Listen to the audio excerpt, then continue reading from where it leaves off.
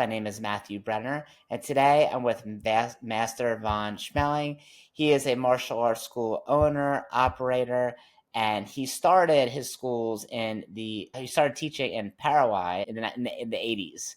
And since then, he came to the United States and he has 49 locations, five of which he's opened up this month. And we're recording this in April 2024 across his schools. By the way, these are not just like franchise schools. He has ownership. So he has equity in all these schools. And they do about 2 million plus a month across the schools, about 25 million a year. Master Von Schmeling, thanks for coming on here today. I'm really excited to learn from you. So who was your business mentor? So you have all these locations, you have 49 locations. Who was your business mentor in growing these schools? There are many. I own five schools in South America before I moved here. Of course, my searching for mentors was starting with my father was always there in so many aspects of my life. When I came to when I was in South America, I had one of my main instructor was Dr. Cesar Osuna. He was the person that took the ATA to South America, and I helped him to develop the South America portion of the ATA in South America. When I moved to Jacksonville, Florida, of course, was Grandmaster Clark, and he's still one of my mentors, and I work very close with him.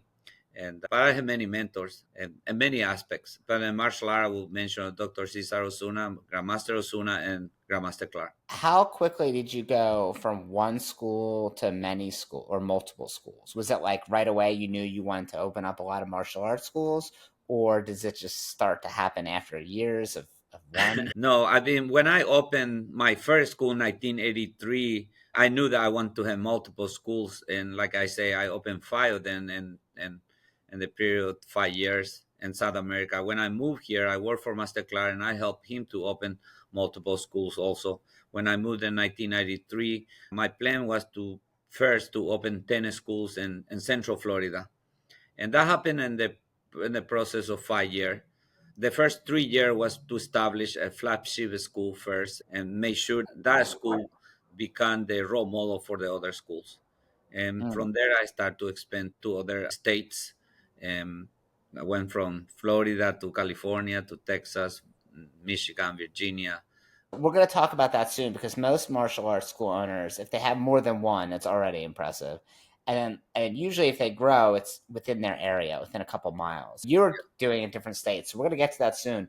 But you Okay. had five schools in South America. So when you moved to the US, did you give up those schools? Did you sell them? Do they still Yes, exist? actually, yes. I have a brother that was helping me somehow, and I gave two of them. Then I sold another one, and I trying to keep with my brother two. Then I sold one, and I give away other one to Okay. some of my seniors. Yeah. Were you able to sell it for a lot to help open up No, schools, or is it just no. no? It's not America. It's Paraguay. Paraguay was maybe the second poorest country in Latin America. No, but I have a very good instructor that he deserved. My trust, and he gave me his trust, and I facilitate for him. Maybe for him was a lot of money. It wasn't for me, but for him maybe it was a lot of money at that Yeah. time. Yeah. So why, if you already have five schools that are operating, why even bother moving to the US to start new again? Obviously you are from here. You don't know what Yeah. we have here in America. This is the dream place for I would say 99% of the people in the world to come here. When I came for the first time in 1988 just to visit, I was in Little Rock, Arkansas, and I thought it was the greatest city in the world. And just to give you a perspective of how in love I was with the United States, and Mm, of course I want to live here. cool. So did you have a family at that time, or was it just you? Yes, and that time I had a wife and a son. In that time, yes. Okay, cool. So were they excited to move as well? No, I came first, and I was separated from my ex-wife in that time for the 4 month, and then but I miss my son very much, and then I offered my ex-wife to come to live with me and my son, and then I stay married for the next 20 years. Yes. Okay.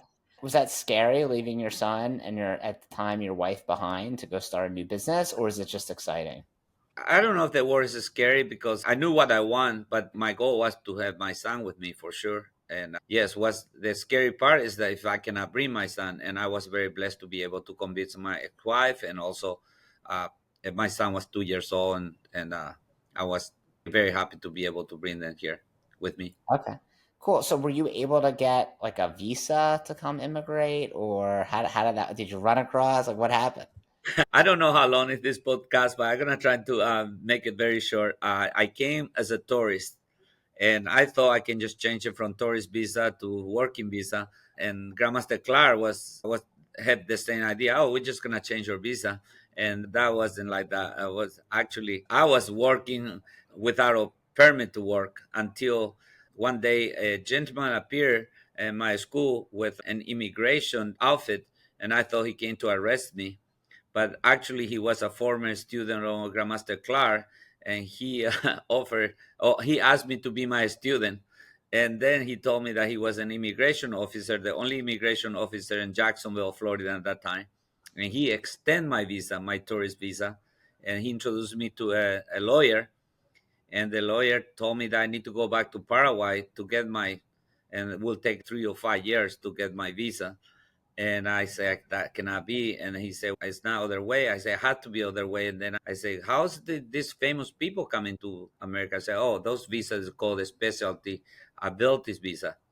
And I say, I have specialty ability. And say, what is your specialty? Oh, I'm the national champion and South American champion. I can fight, I can teach, I just told it. And he say, can you prove it? And he say, I say, yeah, sure, I can prove it. And how I need to prove it is that with newspaper articles and TV shows and anything that you can prove that you are that person that you say.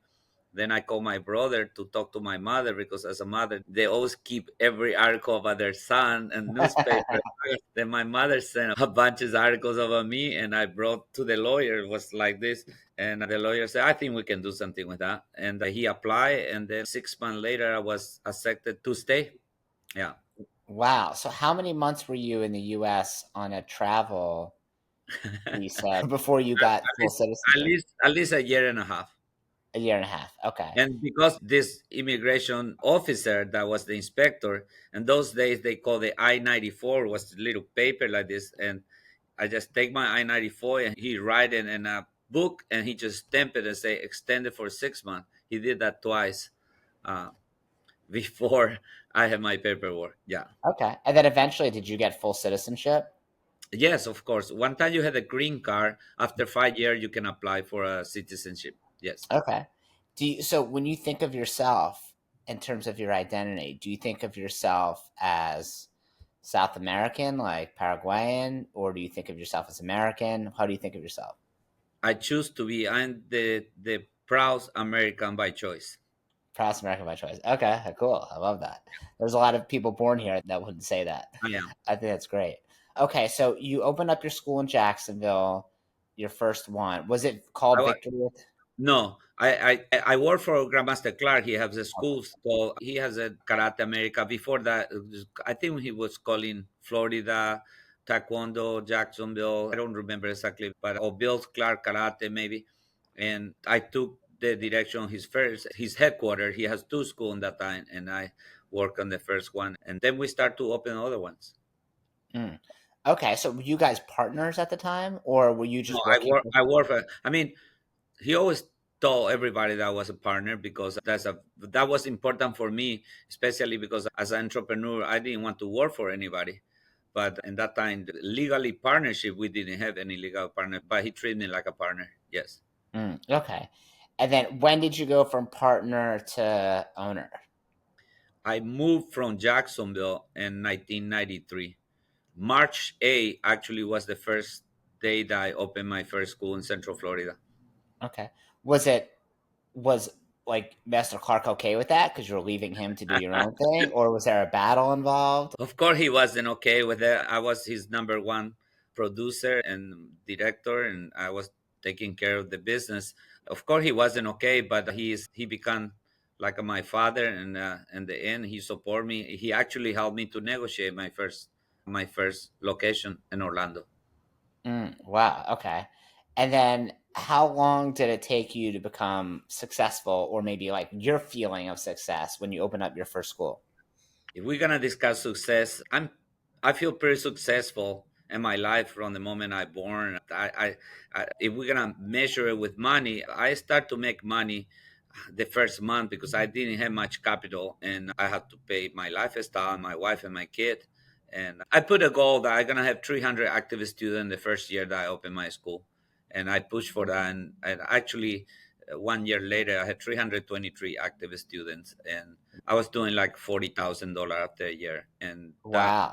that was giving me enough income to pay my lifestyle and also to hire people and to prepare people and to share and hire instructor and prepare instructors. Yeah. So this was in the 90s, right? Yes, 1993. So in the 90s, hitting 40,000 a month would probably be like hitting like 95 or 100,000 a month here within the first year, which is We were fun. doing those numbers. We were doing those numbers in Jacksonville already. Grandmaster Claro is very savvy, and also he has many friends and mentors also. But one of his best friends is Jeff Smith, Grandmaster Smith, and he was in Virginia at that time. And Master Claro always say, Master Smith, all his school do 40,000 every month, and I want to reach that level. And we start to do those numbers in Jacksonville. Then my paradigm and expectation when I open my school in Florida and Winter Park in Orlando would be to do 40,000 minimum. Okay. And is that when you open up a school now, what's like the minimum that you want to get to? This is a good question because it depends where and with the qualification of the instructors. There are schools. Last month I had three schools that one did 129,000, one did 140,000, and another did I think it was like 108,000. Those are big numbers. I also have a school that did 17,000. I opened one school last month in Mesa, Arizona, that the first month did $14,000 in 3 weeks. Then it's depend on the person because the school in Mesa doing over 100,000 every month anyway. Then the same director, we open a new school and his expectation is also to do high anyway. Then immediately, then the first 3 weeks he just did over $14,000. How is that from getting people to some people pay in fulls early, or is it Sure. how? Yeah. They actually, I was there this last week and I asked him because he already had 80 students in less than a month. And then I asked him, how do you have 80 students? He said, because I Yeah. signed in all these families with so many family members that they had 80 students because we promoting like you can enroll your whole family for the price of one. And because we want bodies, we want people in the school. And that was our promotion there. And he's well, his qualification as a community leader is very much he's really involved the community and family. He created a very nice family community and the people love to train with him and with Mm. our victory concept. Yeah. What is the tuition range between the schools? Obviously, different locations are going to be a little bit different, but what's like the Yes. range you we guys we offer? had like A, B, and C schools based on the location. And the A schools, they are, I don't run in my schools in a daily operation anymore. Then I don't know all the prices, but I know it's $295 or something like that on the A school, and then $50 less, usually 245 maybe in the B schools, and 195 in the C schools, the Mm, basic program. the basic program. Okay, cool. And then what are the schools that do really well, that do 100K plus a month? What do they do differently than the schools that maybe do 30 or 40,000 a month or 60? Obviously they enroll a quantity of new members every month. They retain much more, and they are able to also upgrade more. Meaning, our business is pretty simple. You have more leads. From the leads, you convert it to new members. From new members, you charge them more and you upgrade them. You upsell or anything. I know so many ways in the martial art, and there are so many gurus in the martial art that have their own way to do stuff. But I believe in the capitalist system in America where you buy something and you constantly want to upgrade something. And everybody in martial arts should do the same. But I know that people say, "Oh, I don't do upgrades," but I think they're missing a major point of Mm. revenues. Yeah. So is every month, like, let's say there's 10 people that enroll. Let's just Yes. assume how many of those are you trying to get to do At uh, least half of them. half of them to do pay upfront? Oh no, at least half of them you're trying to upgrade. Paying full usually is 20% of the people. You don't need to push for it, but people, if you give it saving to people and the opportunity to save money by paying ahead, at least 20% of those people will. How much do you guys offer? I'm not very familiar again because we change it according to the season.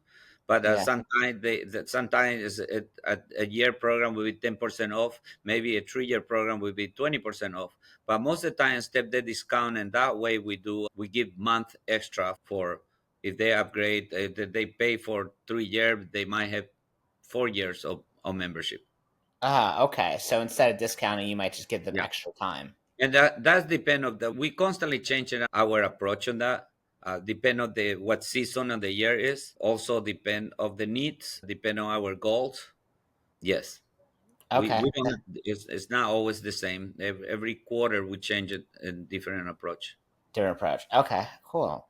So then when most people like going from one school to two is a lot, but you just opened five this month. Yes. Are those five from scratch or are those five that you've taken over? They were No, existing? actually, I can tell you. I just bought one school in Los Angeles, California, and Encinos on Ventura Boulevard. I just bought a school that was a premier school that the owners they were struggling with it. I just bought that. I just bought another school from an ATA school in Phoenix.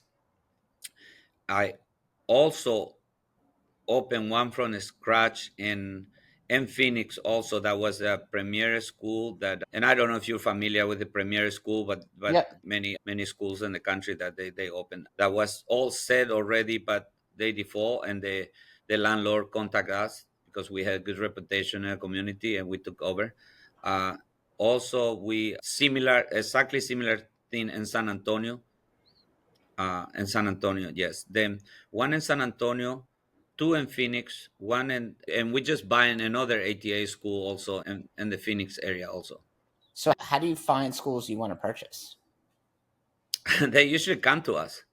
You, I know you are a business owner. People when people want to sell is when they having hard time to deal with their school or they burn out. Most of the time, martial arts school operators that they weren't able to find a way to do it properly, they get burned out and they just want to get out. They get tired from it. And then they contact us because they know that we have the financial resources and also we have the instructors and we have the system to be able to grow. And some of them, they are attached to their student and they don't want just to give the student to anybody and they trust me. That's the way I started. Mesa, Arizona was a gentleman, a good friend of mine that he was retiring and he want to sell his school to somebody that's gonna take care of his students. That he appreciate very much. And similar thing in another school we just buying now in Arizona is the same thing. Yeah, so let's say you open up a school in Arizona or San Antonio. How do you, if the person is leaving, let's say the owner is leaving, they're done. Yes, yes. Um, how do you staff it? Do you fly people out there at like instructors you have? Like, how do you figure out who's going to work there? No, I buy schools in areas where I already have established an organization and I have reliable people that they have the qualification to operate multiple schools. And Okay, I, yeah, so you already had a school in Phoenix or yes, okay, or in San Antonio. They have some extra people there that can help operate those yes, schools. yes. San Antonio has six schools now. We have seven schools. And Okay, Arizona we have one, and then we bought two more and I partner with another person that want to become my partner. That way, can expand it, and then we bought another, and we open another one. Yeah, how do that's it. you? So I think a lot of martial arts school owners, when they decide to sell, usually the school isn't doing well, right? Yeah, Most they're not selling a school that's doing 150K a month, right? no. So, and whenever I've seen on Facebook, I don't people when they try to sell their school, they usually are not doing well, and then they overvalue how much your school is worth, right? They'll say, "I want 200,000." I'm like, how do you value a martial arts school when you purchase it? Many ways. Yeah, this never worth 200. I never paid $200,000 for any school anywhere. The most school that I paid was $150,000, and was in San Diego, California, because we won the area. Wasn't worth it. 150 was maybe worth 50,000. Okay. but I pay 150 because one of my top schools is a partner with this couple that I know them for a long time. They are my partners, and they are excellent operators. They didn't know how to have multiple school. Then they partner with me, and we're doing it with they're an average of $110,000 per month, and we want to have many schools in San Diego, and we will. And we want in a specific area, and we won that area and was in school there. The location was good, the layout was good, everything. And I prefer to pay $150,000 for it. And yeah, but but again, I don't want to insult anybody, neither the previous owners. It's just it's not worth it unless. And I paid different prices. Sometimes people just gave me their school. I paid $10,000 for a school. I paid $15,000. 50. The most normal prices I pay for a school usually is in between 50 to 75,000. Do you usually pay over time, or do you usually just give them a lump sum and they're gone? It's depend. It's all depends. Sometimes I'll give a lump sum. Let's say if it's closer to 75 or 100,000, then I will give them. Let's say okay, then 50,000, and then the next 5 months, $10,000 a month, something like that. Okay. And then how often does the person you're buying it from, how often do they stay on as an operator or as a partner versus how often do they just leave and they're just done? If I buy a partnership, it's different than buy the school just. But if I buy a partnership, it's because I care about the partnership more than the operator, more than the location. Mm. I buy in a school or I join a partnership with a particular person because I like them, I know them, I know they are reliable, I know that they trust me. Usually, I already have a relationship with them. Uh, it's a little bit. I don't invest with other people unless I like them and I find that they're gonna assimilate the victory culture and they will take me as their mentor. I Okay. don't have any So partner that I don't need to. I don't have time in my life today to trying to convince somebody that I'm capable or I know what I'm doing or the victory system is proving everywhere. I mean, right. we didn't fail. Let's put Yeah, it. yeah. So you'll become a partner with someone if you believe in the person, not necessarily the area. If you believe in them, No, I believe in the person, but there are moments that I believe in the person. Then we moved the school because the area wasn't the best area. But usually, I like the area or the city. I have partnered, let's say, in Kansas City because I know this gentleman used to work with me, and he is a fantastic human being and fantastic martial artist. And I believe I can coach him, and he can apply the victory system. He will succeed. Same thing in San Diego, same thing in other places in the country. are Yeah, there usually like specific demographics you look for? sure. What highlight demographic areas do you look for? Our ideal client is parents with children from 3 years old and up with an income of at least $120,000 household income and with a 15 to 20-minute maximum drive time to our location. To your location. Okay, so you want $120,000 yearly household income. Yes.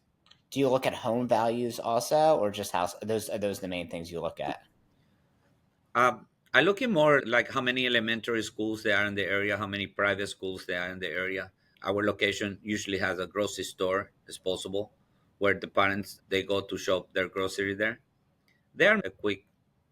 Maybe it's a little bit more than just that information, but I just giving you the basic is The yes. basic. And we are in places like in Vegas that we have. We just negotiating to move one of our school because the household income in that area is only $79,000 compared with the other household income of my other location there. But the instructor is so capable that he's able to do so well in a lower high household income. And we wanted to move, but we do not want to also affect his income just to try. And then what we're gonna do is we're just gonna let him to stay in that location and open another one under his direction. That way we don't lose this location. And do you look to see how many other martial arts schools are in the area, or you don't care as long as the household income? No, not at all. No, and not to insult any of my colleagues in the martial art, but no, I don't care. Actually, if there are many martial arts schools in the area, is because it's a good area and everybody want to be part of that. And we are in America. It's the free competition. The Yeah. what do you call that? The Uh, it is yeah, a open competition. It's just yeah, capitalism, it's right? a, yeah, yeah, and I love Uh, that. yeah, Yeah, yeah, me too.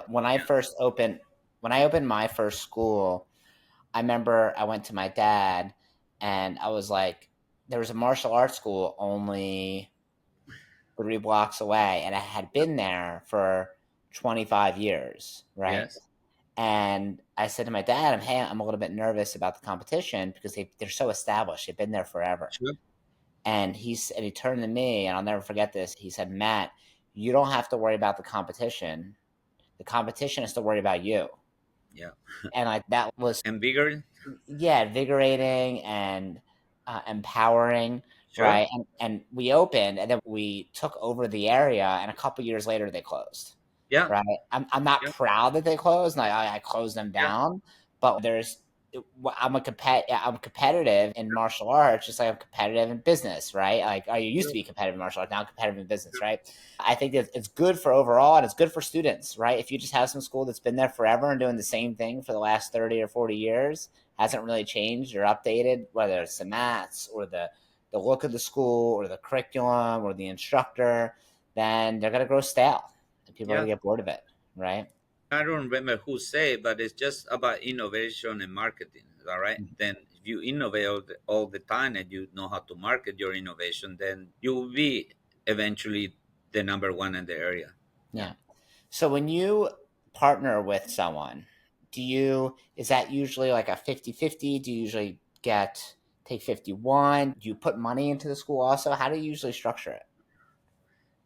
All of that, but I partner with some people that well known in the martial art industry that now is not, but in one moment Jesse Elder was somebody that was well known in the martial art on the early years 2000, and he was my first partner in San Antonio, Texas, and he gave me his school 49. I took 51% because he was working somehow with me, and he said, what's going to take for me to be your partner? I said, you need to give me 51% of your school, and I will take and I will guarantee for you that you will making the same money that as a salary, the same money that you make it as an owner, and then you're going to keep 49% of the profit. Plus, we're gonna open many because I like San Antonio and I also like him. He is a fantastic martial artist, a great speaker, very motivated. It was one of the best things happened in my partnership, and I learned a lot with him on the partnership aspect. And he gave me for free, and we changed later. We had 7 school or 9 school together. We're doing great, and I learned how to do that. There are other people that I pay for the partnership, sometimes just in a small amount, just to give them something to start it. Yeah, and sometimes I give my own directors that they start with me as employee. We don't call them employee, a team member. I give them the opportunity to buy into the school that they directing. And they can buy 10%, then later 20, 30, up to 49%. Okay. And do you preset how much it'll cost per percentage or based on how much the school's worth at that time? I preset the for the director that build the school, he has a special price. Uh, Now I give a period of time that they can buy to for that price. let's Okay. say So let's say you if give a you start deadline. with me in a school and I say, okay, this is school worth $200,000. All right, this is school worth $200,000. If you want 10% of that, you can buy it for $20,000. Right. But we do that maybe in a period of 2 years, and then will cost 250,000 if they don't buy it. Or they buy 10% at 200 price, then eventually it would be 250 or 300. I Mm, know. Yeah. mm. And then when you come in, I think you rebrand most of the time to Victory, right? Or can it stay the same brand as it was before? I learned a lesson that I would be with 100 school today or more if I learned earlier in my career that the ego and the attachment to the logo and the name for some people is so big that they prefer to stay a little bit broke than change their name. Then I Yeah. used to say, no, you need to change it. All right, you need to change it. They fell in love with their logo, for example.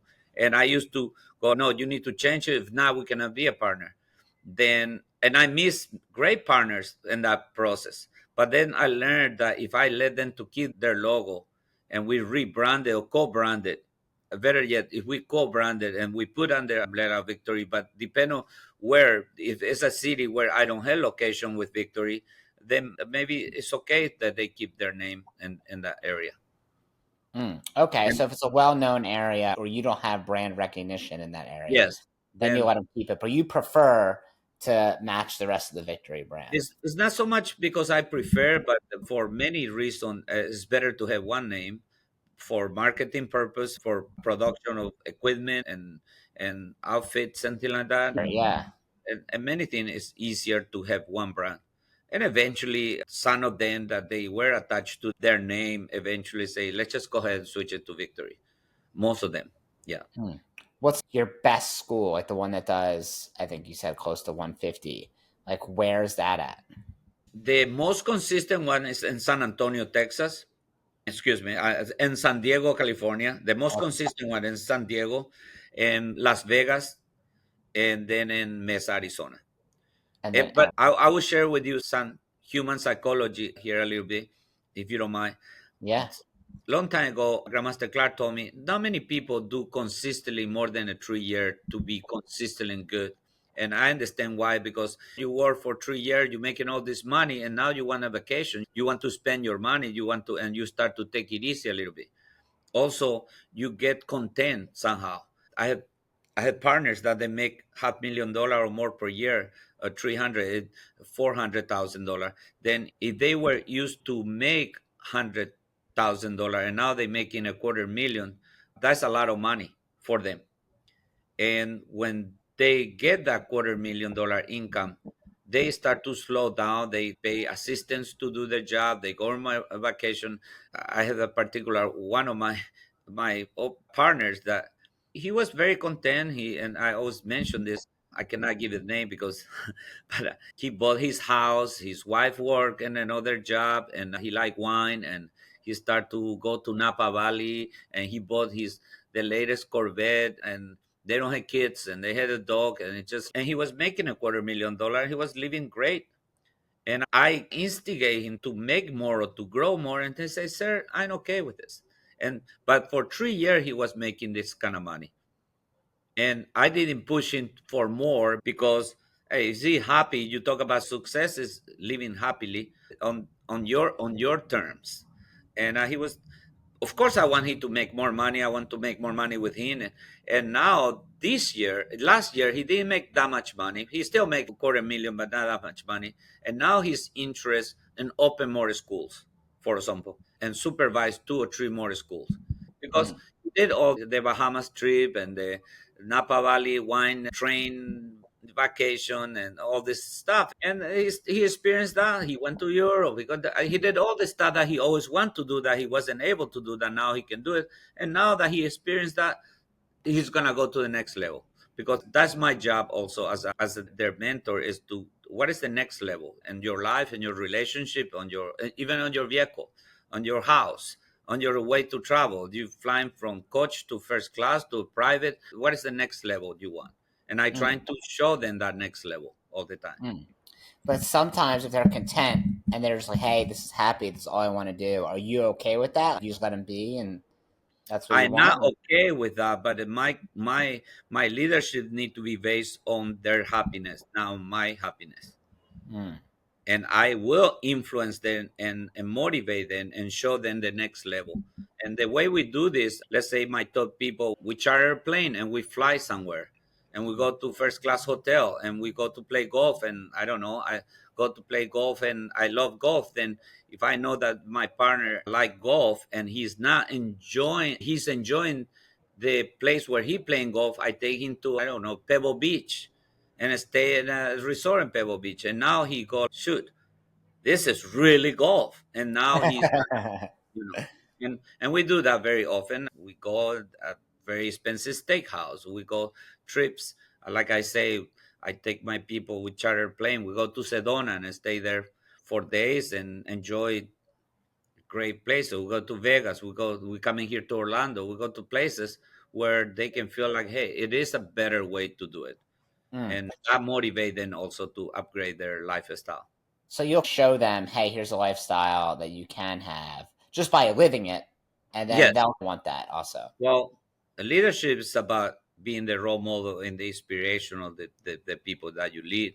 And if I have a great lifestyle but they don't, why would they stay with me? Why they don't just open their own school and go and be my competition? Happen to the majority of the people in the martial art industry. I need to walk with them. Yeah, I need to pull them, not push them. A leader is somebody that pull their people with them, not push them. And that's what Mm. I do. Yeah, that's a great distinction. I really like that. So when someone comes on board and they're like, "Hey, I want to partner with you," what kind of, or maybe they want to, let's just say partners for now. What Yes, kind of vetting do you do? What do you do? Some of them you might already know and you have a great relationship and you think it'll be great. But yes. some of them, if you don't know them, I'm sure there's times you say no, right? Oh, many times, many Okay. times. Yes, many times, and many times, not many, but a few times. I want to be partner with somebody. I want to work with somebody. They say no. Also, to be fair, I'm not the easiest person to. People say I didn't know this, but people keep saying you are very hard to connect, or you're very. I don't know. What people say that I'm intimidating, for example, which the last thing I want is to be intimidated, but some people and my character or my personality sometimes maybe not the most, I don't know, people we may say he's very arrogant. I believe I'm very assertive and I move with a lot of assertiveness. I totally feel good with what I know, how I live. Then I not go around and trying to be friend with everybody. If I go to a martial art event or I learning something or I teaching something, I don't go to hang out. If I'm gonna hang out, I hang out with my wife, which I love her, and we go everywhere and we hang out 24 hours. And neither are gonna go to hang out, not to insult anybody, but I don't go to a martial art event to hang out. I go to, I don't know, I've been to 90 different countries. I don't know, I go to New Zealand next month. I go to the Samoa Island to hang out. I go to South America. I go to Europe. I go to Turkey. I don't try to show off here. I just telling you, my personality is if I'm gonna hang out, I hang out. Or I play golf anywhere in the world. If I go to a martial art event, it's because I'm gonna learn something from somebody, or I'm gonna be teaching something. And that's my lifestyle. This week, Friday, I'm gonna be Friday, Saturday, and Sunday. I'm gonna be with Tony Robbins on his house in West Palm Beach. And if I'm gonna hang out, I'm gonna hang out with my friends that I can learn something there. And Tony Robbins is my coach, and he's gonna be with us and his wife, and we're gonna be talking, asking questions. I mean, then the other people thinking that I'm not approachable, but it's not. I love people, but I do not waste my time just hang out. I don't. Mm. I don't know if that makes sense for you. No, it makes a lot of sense. And obviously, the people that you show a really good time to and show them a certain lifestyle, you're going to motivate them in that way. But also in your personal life, you obviously invest. I'm assuming Tony Robbins probably didn't just invite you over as just like some guy, right? I'm assuming you're investing in that relationship, Yeah, right? actually, I had a good friend of mine that he knows Tony Rowan. He's an older guy, and I have been at dinner with him. And today, actually, I was playing golf, and it's a tournament in my country club, and they Sergio, you won't play the tournament because I always play. They say, no, I can't. Oh, come on, because I'm very competitive. And then he said, no, I'm gonna be at Tony Robbins' house this weekend, and go, oh, your friend Tony Robbins. Say, I don't know, if he's my friend or not. I don't know if I stop paying, he will consider. He called me brother, all right? He's like, Yeah. hey, brother, brother, but I don't know if I don't pay him, he's still gonna call me brother and invite me to his house. It's not, and I don't need his friendship. I need his mentorship. Yeah, Mentorship. I can Yeah. make sense very much. Yeah. I mean, there's two ways to get that, like in terms of friendship. Like you can earn a friendship or you can purchase a friendship, which is okay sometimes. It's okay to purchase a friend, Absolutely. right? I think most I people. I'm sorry. I invest around a $750,000 per year on my education, and at least half million go to Tony Robbins and going to him or the activities that we do with him around the world because we travel around the world with him. We go to places. I was in Nepal and Bhutan, for example. We go to crazy places, just crazy places to learn, to do charity. We do charities around the world and we have fun. But and then Joe Dispenza is one of the person that I follow, and I go to retreats with Joe Dispenza and my wife. And sometimes you go there and just to do meditation for a week, and sound like it's not that much fun, but you learn so much. And yeah, Yeah.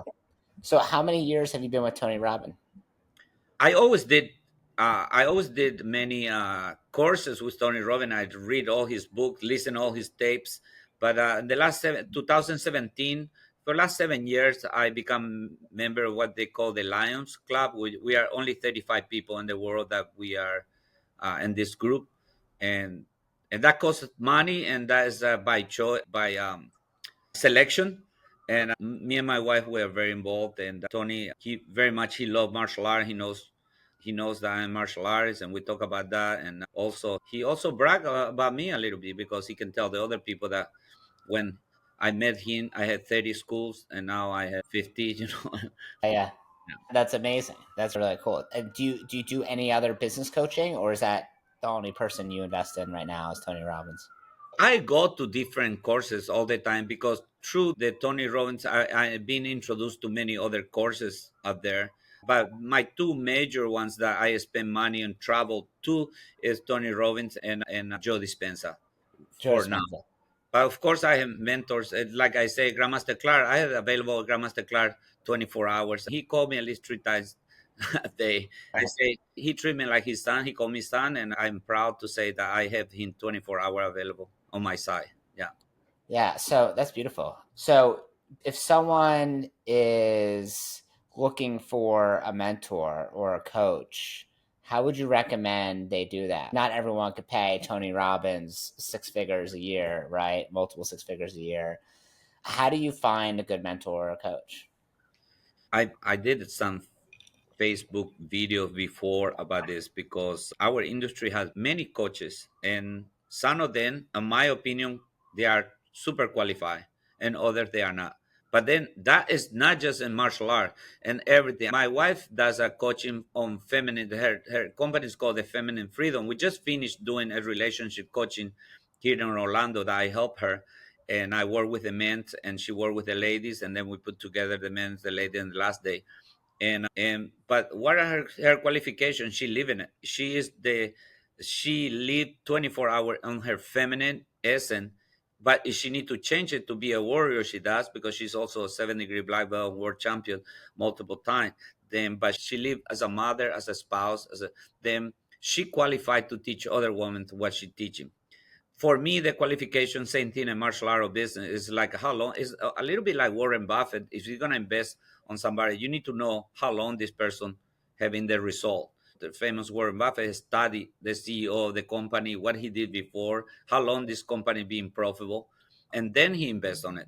I would recommend to everybody to how long this person's doing it and what is the result. If he or she has sustainable result.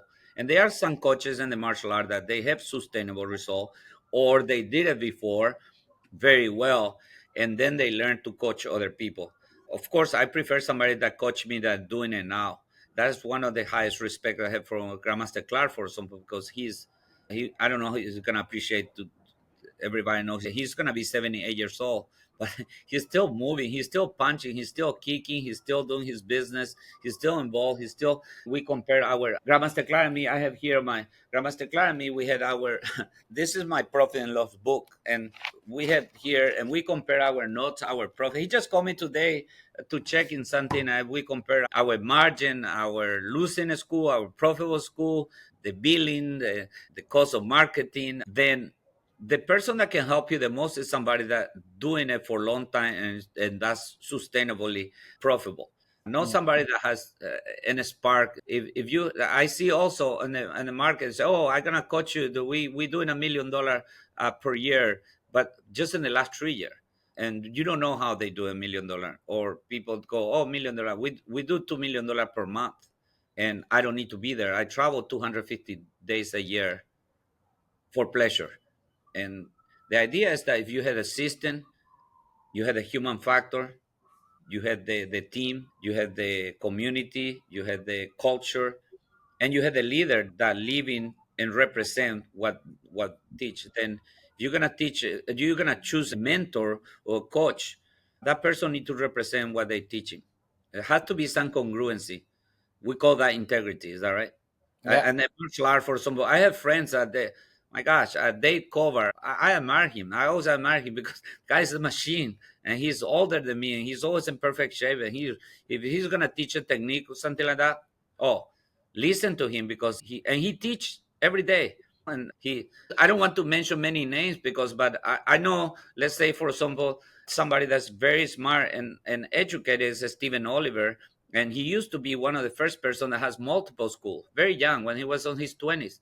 Then I respect him. He studied, he associated himself with people. Master J. Smith worked with him, and some people might have an opinion about him, but my opinion is that he qualified. Maybe he's not running daily operation now, but he did it before, and he's still working with people directly. Just to mention, I know Greg Horton does coaching, and he worked with me. And many that he bring all his stuff to my convention. He always came to my activities, and he's one of the first person that is willing to pay every time he coming to me and say, "Can you show me this? How much is it?" He never come and say, "Hey, can you share this with me?" He's professional, and he pay for any information ever that take from me. He pay for it. Then I respect that because we should do that. We Yeah. should value other people's. There are people that go to visit school and they say, "Can I take this? Can I take this? Can I take this?" That's not right. You don't go to a doctor and start to ask him to do free operation for you, or a lawyer. Sometimes we hurt each other by taking for free stuff. I think now, especially with the internet, you could find almost any information you want for Yeah, free, right? absolutely. Like someone asked me the other day, I have a couple rental properties, right? And one of them was asking me, "Hey, how can I get involved in renting, buying properties and renting them out like you do?" Yeah, And I said, he's, "Hey, I'd love to pick your brain sometime." And I'm like, "How about this? Read this book." yeah, And then I sent him a book. And yeah, then he messaged me back a couple weeks later. He said, "Hey, I want to call you. Can we chat on the phone? Because if you were going to talk to a real estate mogul, what would you ask him?" hmm, And I was like, "Do you?" What I said to him is, Do I have your permission to be open and honest with you right now?" He's, "Yeah." I'm like, "You're not going to ask any question to this real estate mogul that's going to blow your mind, and that for some it's going to be a secret gem that's going to make you a millionaire or billionaire. What do you think he's going to say that's going to change your life? Nothing." I'm like, "Did you read that book I sent you?" He said, hmm, "No, but I get the idea of it."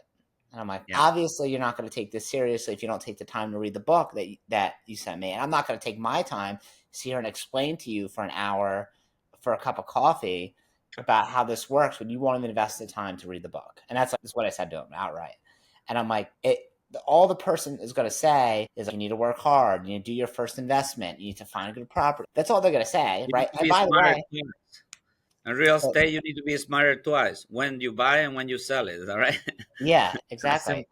And so much knowledge is in books and on YouTube now that you don't And the need martial art, someone. and the martial art is the same thing. You can even this podcast. I think I give ideas without action, and knowledge is only potential power if you don't put an action.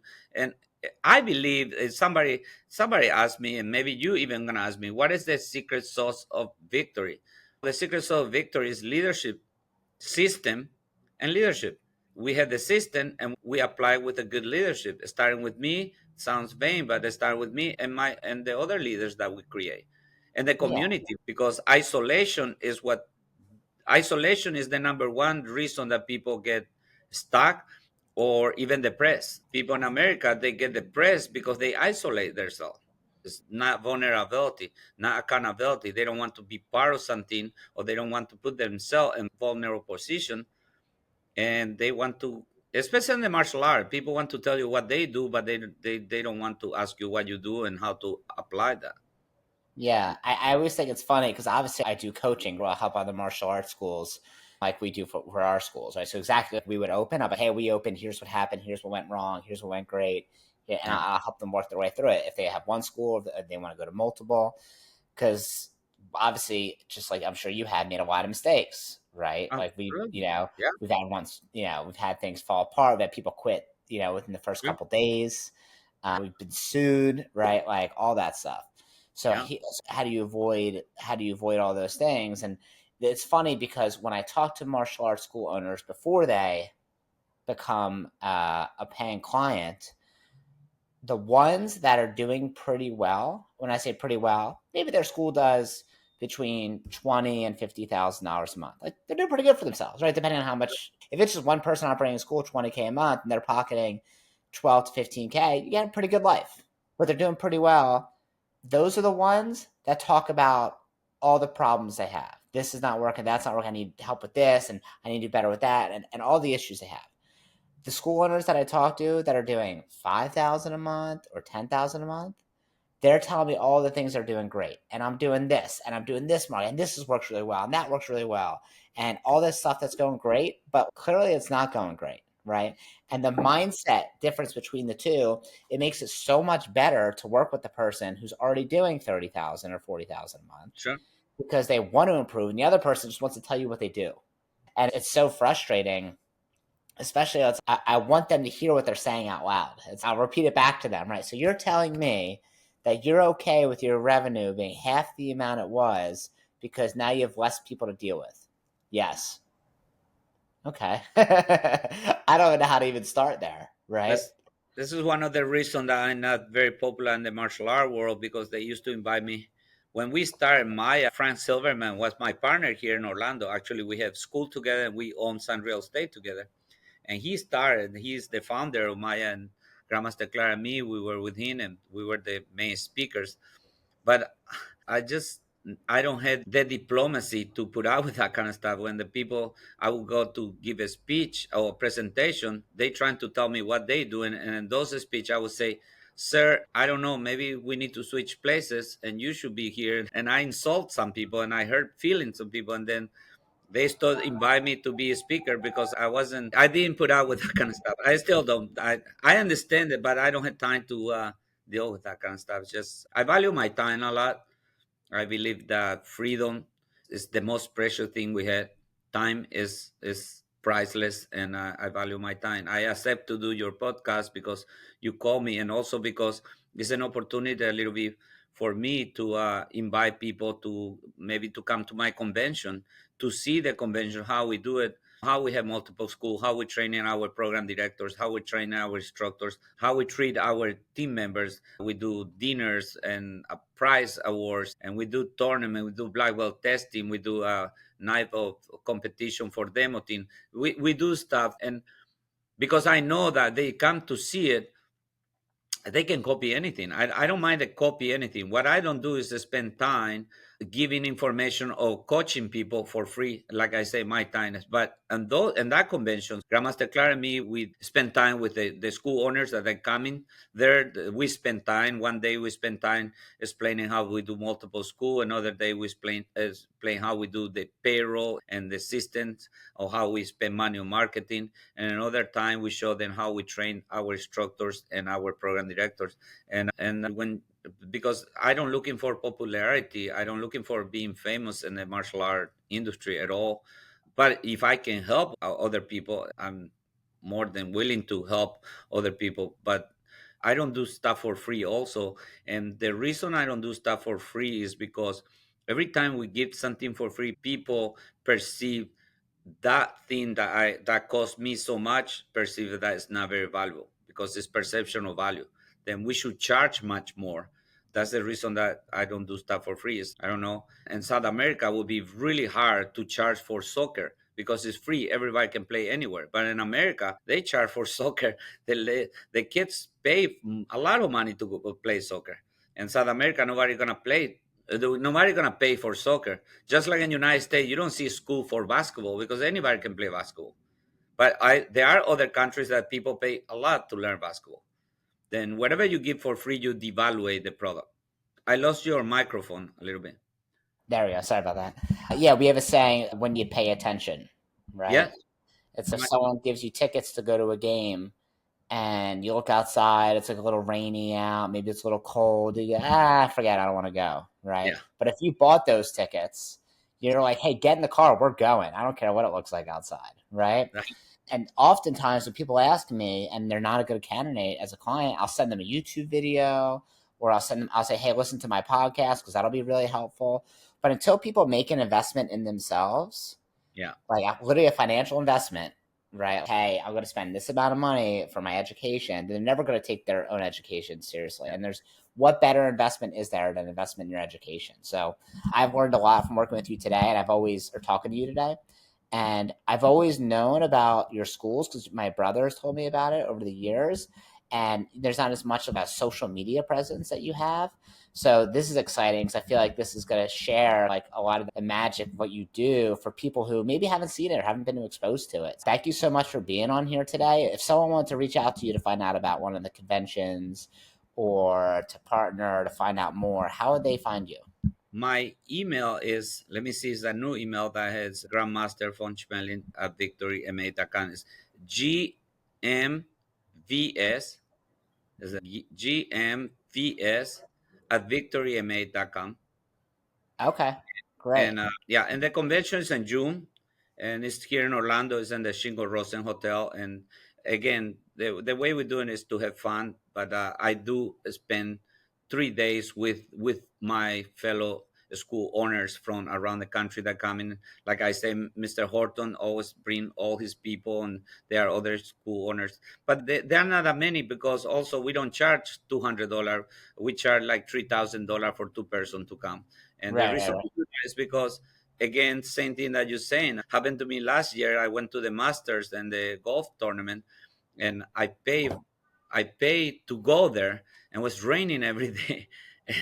And I want to just see it. And then my wife said, "Baby, let's just stay on there because they had some nice places that you can stay inside. You don't need to walk around." And I say, "No, I want to see it." Because she didn't pay for it, I pay for it. Right. But Cool. also, I like golf much more than her, maybe. But Yeah, anyway, no, I definitely hear that. Thank you so much for coming on. My name is Matthew Brenner. If you have any questions, you can email me, matthew@wyourdojo.com. If you want to grow your school organically, that means without relying on Facebook ads, but actually building a community in your area so you can recruit new students over and over again, you could add me on Instagram at blackbeltbrenner1.